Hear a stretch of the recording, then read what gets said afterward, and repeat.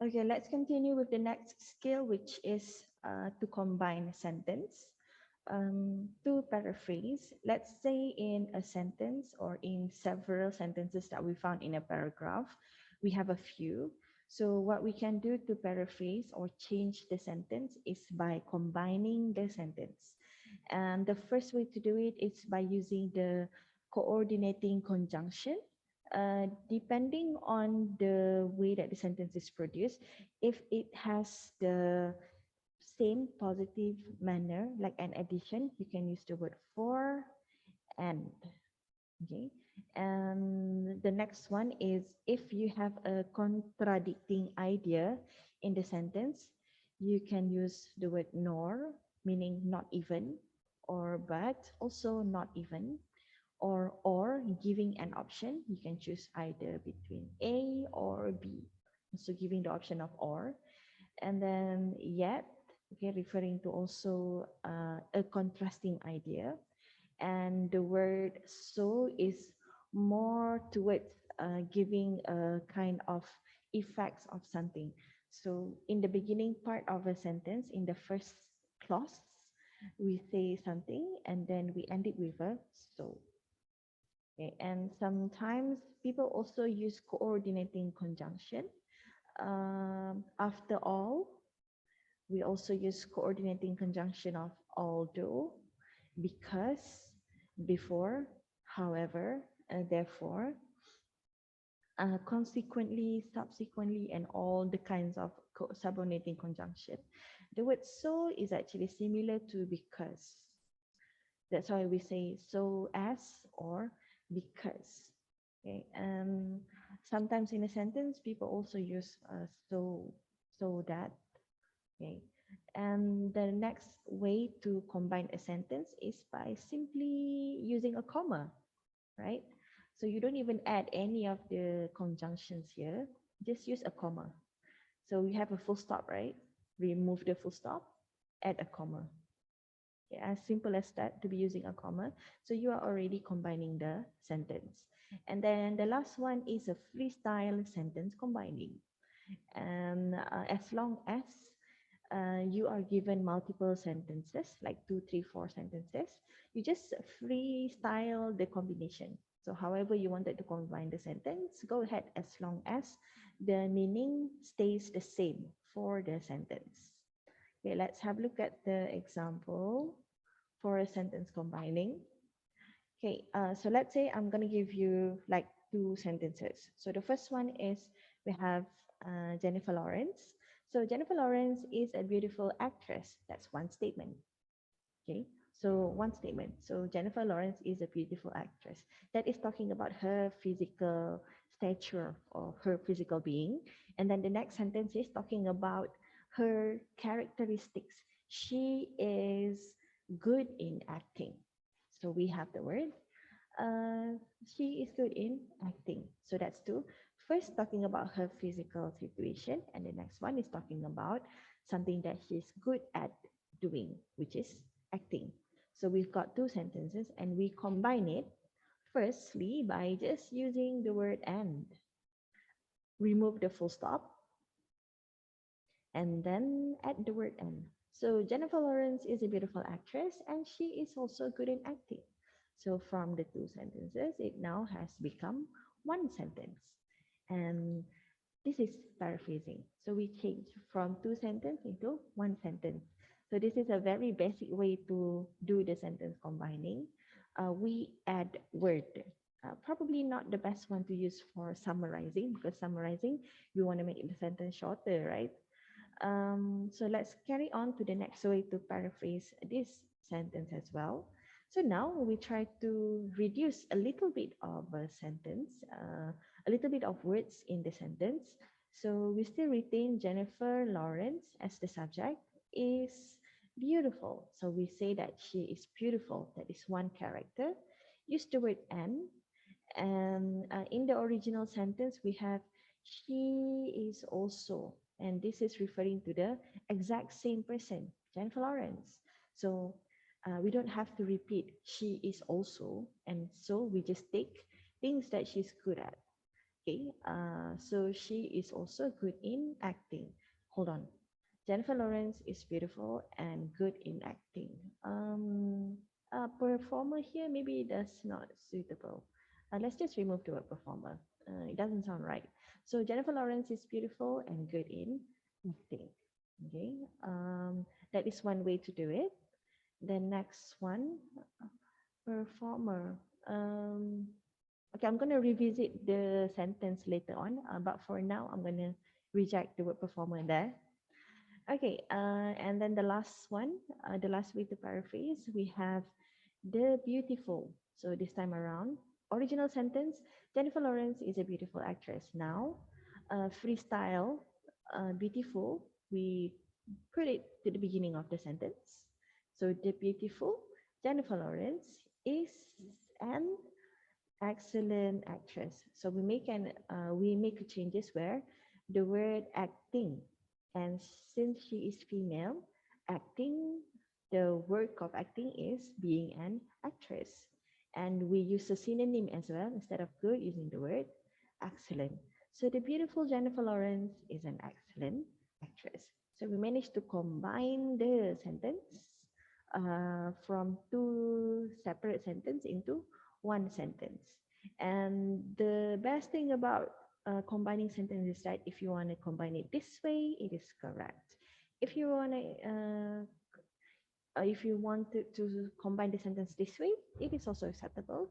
And so is the third one. Coming back to the previous note where you can combine the sentence by using the conjunction, coordinating conjunction. You can use subordinating conjunction. You can use a comma, or you can just freestyle your sentence combining. Whichever the sentence turn out to be, as long as the final product, that is the sentence that you produce in the end, is in one sentence, you're good to go. Mm. It's okay. You can choose of any ways. All right, so the next one is once again, we have two different sentences. So typhoon forced more than 1,000 people to escape from villages in the mountains, and it poured over 1 meter of heavy rain on mountainous areas. So you change the full stop there and remove it with the word as, okay? Or if you want to even change this sentence further by using word word order form, you can remove the first sentence as the first sentence, and then the previously first sentence as the second one. So just swap the location. It also works similarly. The longer the sentence is, the more variation in paraphrasing that you can use. Okay, so let's say we have several different individuals banded together and the group plan to form an English language society. Most of the time when we are doing a sentence combining to make it short, we look at the subject of the next sentence. So the word the group here referring to several different individuals. Okay, several different individuals banded together to form English language society. So this word is already removed. Okay. Okay. Or if you don't want to use the word several different individuals, you can even say the group. Hold on. Let me clear that out first. Okay. So start the sentence with the group. Okay. So the group, this is number one. Okay. The group. Okay. Banded together to form an English language society. So the group banded together to form an English language society, or seven different individuals banded together to form an English language society. So as long as basically the sentence is combined, we are good. And that is pretty much about paraphrasing. We change the sentence without changing the meaning, but we make sure that it does not look the same as the original. So you can say we should always try to take a balanced diet and it contains what we should eat. So immediately, instead of taking the first subject, the subject of the second sentence, we remove it and just merge the two sentences together. So instead of using the word combining, I said merge. To merge is to also combine, right? The third skill is the changing of the word order. Changing word order actually refers to a situation where when you have a slightly longer sentence, okay, or a sentence that is originally two sentences, but we split them in, we combine the sentence. Okay, so two sentences. Let's say the first one, Jane wore a woolly hat. First sentence. Second sentence, Jane wore gloves. Okay, Jane wore clothes to keep her warm.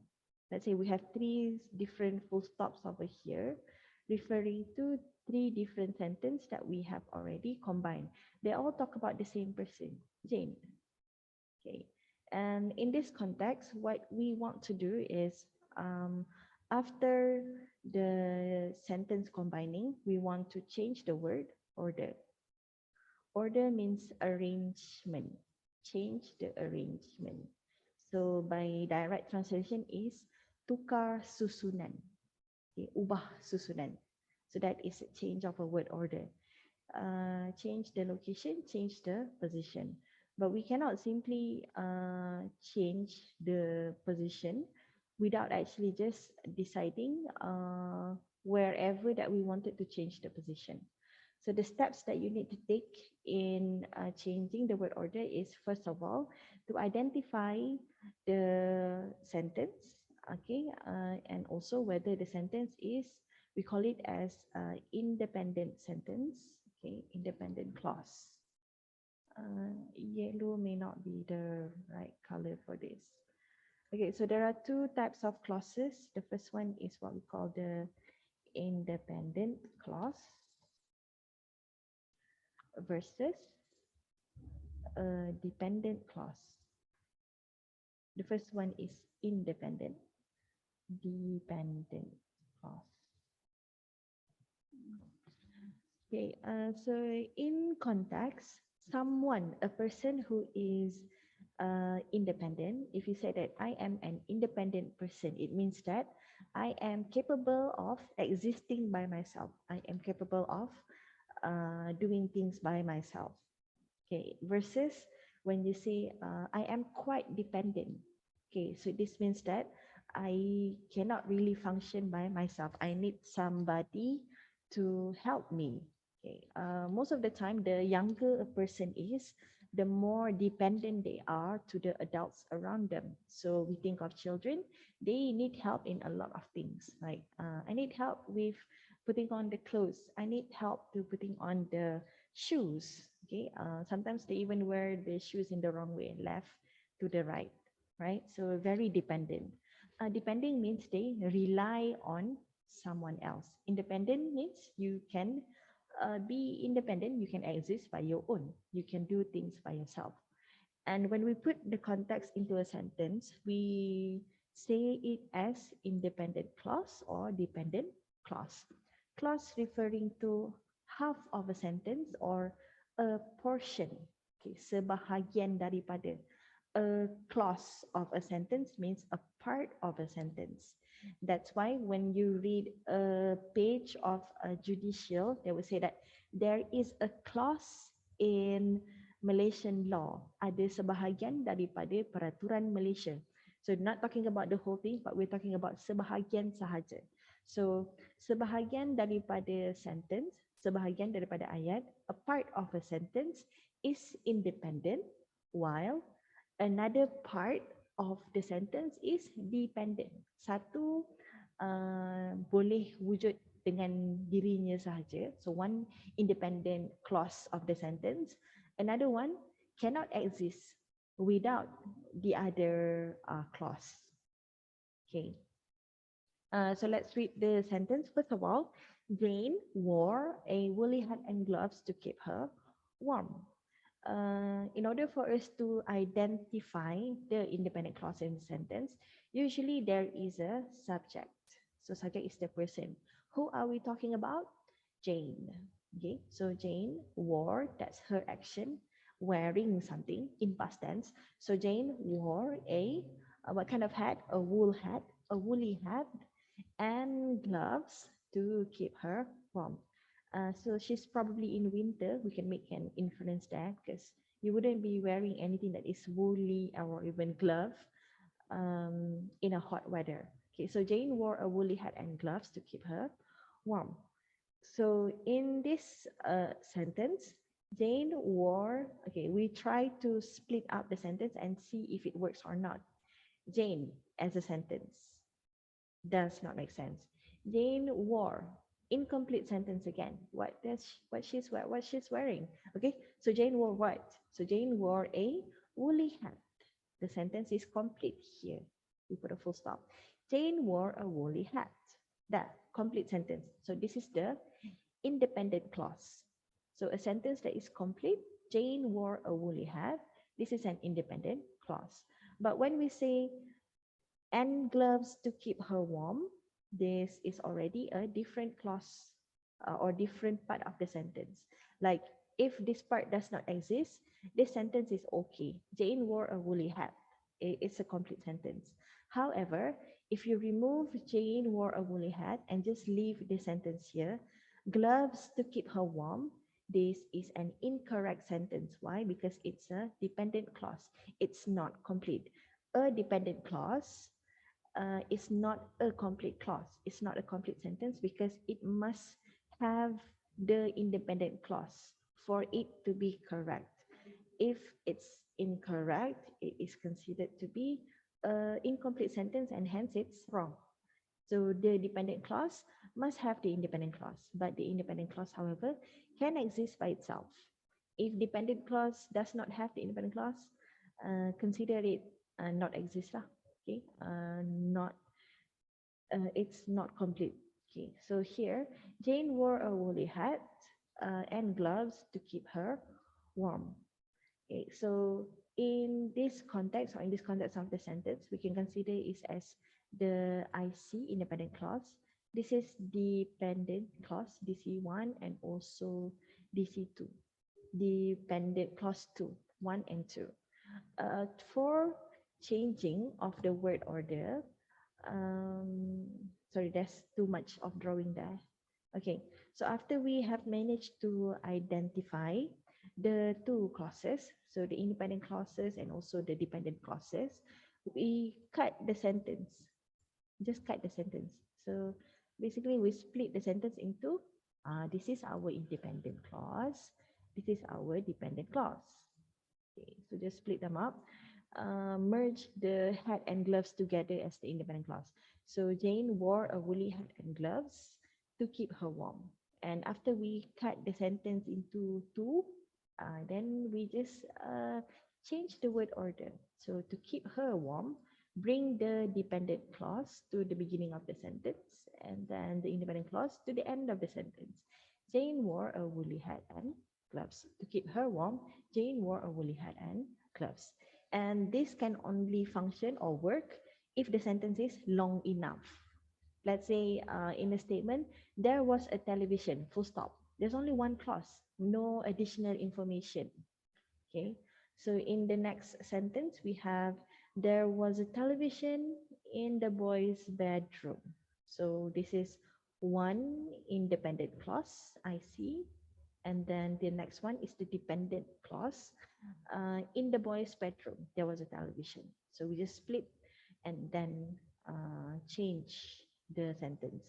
So instead of there was a television in the boys' bedroom, uh, there was, in the boys' bedroom, there was a television. And one of the way for us to do this is just one of the reminder down there. It mentions that you must use a comma before the opening of the main clause. Okay, so there, to keep her warm, comma, Jane wore a woolly hat and gloves. In the boys' bedroom, comma, there was a television. So we split the clauses by using the comma there. That is for changing word order. In many of the sentences that we observed before, um, Okay, remember our Jennifer Lawrence just now? Let's have a look at her again. Okay, uh, this is also a kind of sentence that has a good, macam we can actually use the uh, changing word order as well. Not only she is good in acting, Jennifer Lawrence is also a beautiful actress. She is good in acting and also beautiful. Okay, and then she's an excellent actress and a beautiful person. So we just like cut the sentence and split the sorry and change the word order. Okay, so let's move back to the change of the word order. This is quite simple as long as you have a lengthy part of a sentence that contains the independent clause and dependent clause.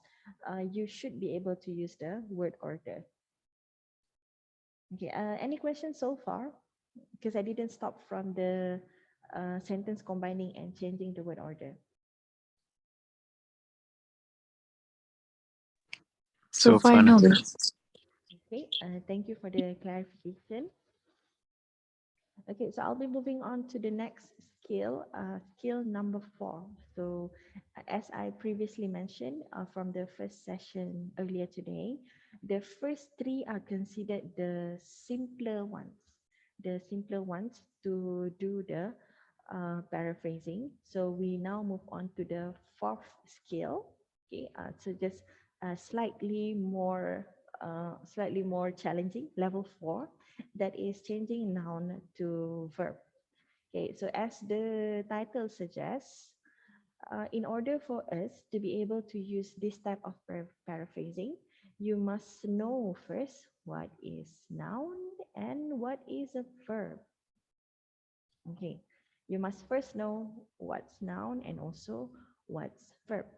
And in this context, we are not looking at the verb of time, such as is, was, does, has, are, were, do, and also have, but we are looking into the verb action. So any kind of verb action, so action that people do, okay, or action that people experience. Noun referring to people or things. It could be moving things, it could be things that do not move, it could be even a concept, okay, even a concept like it's not visible to the eye, but we understood it, such as the word direction. Can you see direction? Not really, but we are able to look at direction if we have a map. But without a map, can we still see direction? We probably cannot, but somebody could direct you by saying, turn left, turn right, move at the corner, take the third exit, fourth exit. So there still can be a kind of direction given, but the word direction itself is not tangible. You cannot touch direction, not tangible. So items, nouns that you can touch versus nouns that are the concept versus verb action that is observable or verb action where you are doing something. Okay, that is non-observable. Okay, coming back to the sentence where we want to change the noun to the verb, identifying stage. So in order for us to change noun to verb, we have to identify the noun and the verb. And in the first sentence, original sentence, remember the first step of paraphrasing is to read until you understood the sentence. Okay, so in the first sentence, the direction caused confusion to me. So in this sentence, the direction is our noun. Okay, and a noun that is placed at the beginning of the sentence is what we call the subject. So the subject of the sentence or the noun of the sentence. And in a sentence, you can have as many nouns as you want. And there's another noun here. That is the word me, referring to a person, saya. Okay, so me is also the noun, but because the word me is at the later part of the sentence, we call this an object. Okay, so subject at the beginning of the sentence, noun. Object is at the end of the sentence, also noun. Noun and noun, item and item. Okay, and so something happened in the middle. What happened? The action. Okay, the action. Cause comes from the word because. Okay, talking about the cause of something. So this is a conjunction. Okay, and the word confusion is our verb, causing. So put together, cause confusion to whom? To me. So this is our verb. Okay. Okay, so this is our verb there. Confusion, cause, the verb. And in this sentence, we are trying to change the noun to the verb. So we have object, and also the subject. The direction as the subject of the sentence is written, same. Still the direction. It's the same one. Um, okay, the direction is the subject still. And now what we want to do is change the noun to verb. So we take the word confusion. Okay, so we take this word confusion and then we change it to the word confuse into simple past tense. Okay. The word cause, original verb, is in past tense. Hence, the word confuse, we also add ed, so become confused. The direction, confuse whom? Add the object to the sentence, the direction, confuse me. The direction, confuse me. Instead of the direction cause confusion to me, the direction confuse me. The sentence is more straightforward. Okay, the sentence is more straightforward and it is shorter. The direction caused confusion to me, that's 6 word, versus the direction confused me. That's just 4 words. And this is very useful in summarizing because you can make the sentence shorter. We want to make the sentence shorter and more concise. And when we say the word concise, it means the content is there, but the content is compressed. It's concise, it's enough, and it's complete. While this next one, making, is our first verb. The ones that I color in red is the verb item. Okay, so let's go by the next sentence. The news refers to the noun, which is also the subject of the sentence.